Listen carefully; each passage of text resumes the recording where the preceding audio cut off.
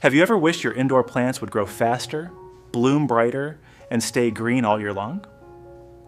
Well, today I'm revealing a tiny kitchen ingredient that can wake up weak plants and boost flowering like magic. Just a pinch of baking soda. Here's the correct formula.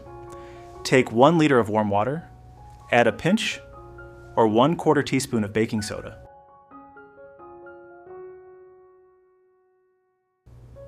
Mix well. Spray directly on the upper surface of the leaves. Do this in the evening, never under sunlight.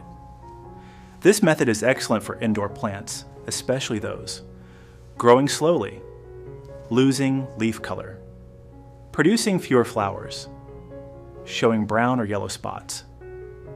With this trick, you'll start noticing healthier leaves and stronger blooms within days.